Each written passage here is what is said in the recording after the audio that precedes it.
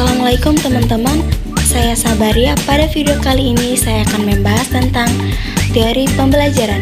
Nah, sebelum itu teman-teman jangan lupa like, subscribe, dan share ya. Dalam teori pembelajaran terdapat 3 macam, yaitu teori behaviorisme, teori kognitivisme, dan teori konstruktivisme. Adapun maksud dari teori-teori tersebut yaitu adalah 1. Teori behaviorisme itu untuk mengajarkan fakta atau what. 2. Teori kognitivisme untuk mengajarkan proses dan prinsip atau how. 3. Teori konstruktivisme untuk mengajarkan penalaran tingkat tinggi atau why. Setelah itu masuk pada poin teori belajar behavioristik. Menurut teori ini, dalam belajar yang penting adalah input yang berupa stimulus dan output yang berupa respon. Teori belajar ini dipengaruhi oleh kejadian di dalam lingkungannya yang memberikan pengalaman pada diri seseorang. Adapun tokoh pelopor teori belajar behavioristik yaitu adalah Edin Guthrie, Skinner, Watson, dan Clark Hall. Dalam proses pembelajaran behaviorisme itu meliputi langkah-langkah. Teman-teman dapat lihat gambar di samping. Baiklah, sekarang kita masuk pada teori pembelajaran kognitivisme, yaitu belajar adalah perubahan persepsi dan pemahaman, atau tidak selalu berbentuk perubahan tingkah laku yang dapat diamati.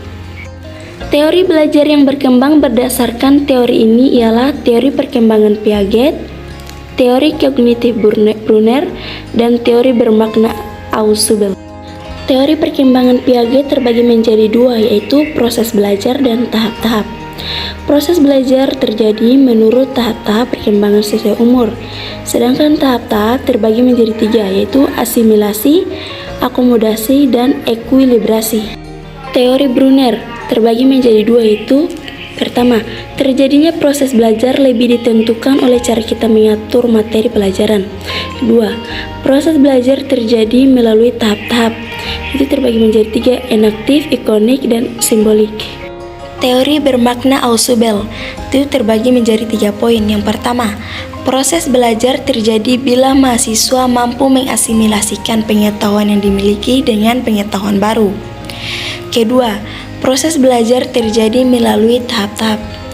Ketiga, konsep penting, advanced organizer, yang merupakan gambaran singkat isi pelajaran baru.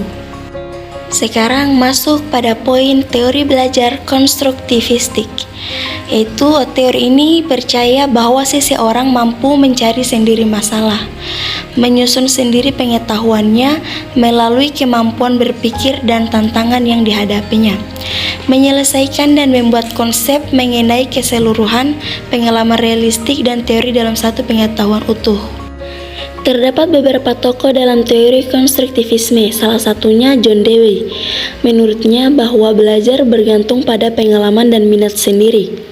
Belajar harus bersifat aktif, langsung terlibat, berpusat pada siswa dalam konteks pengalaman sosial. Karakteristik pembelajaran konstruktivisme menurut Drewel dan Bell. 1. Mahasiswa tidak dipandang sebagai sesuatu yang pasif melainkan memiliki tujuan. 2. Belajar mempertimbangkan seoptimal mungkin proses keterlibatan mahasiswa. 3. Pengetahuan bukan sesuatu yang datang dari luar melainkan dikonstruksi secara personal. 4. Pembelajaran bukanlah transmisi pengetahuan. 5. Kurikulum bukanlah sekedar dipelajari, melainkan seperangkat pembelajaran, materi, dan sumber. Prinsip konstruktivisme. 1. Pengetahuan dibangun oleh diri sendiri. 2. Pengetahuan tidak dapat dipindahkan dari dosen ke mahasiswa. 3. Mahasiswa aktif mengkonstruksi secara terus-menerus sehingga selalu terjadi perubahan konsep ilmiah. 4. Dosen sekedar membantu menyediakan sarana dan situasi agar proses konstruksi berjalan lancar. Sekian pemaparan dari saya tentang teori pembelajaran. Lebih dan kurangnya mohon dimaafkan.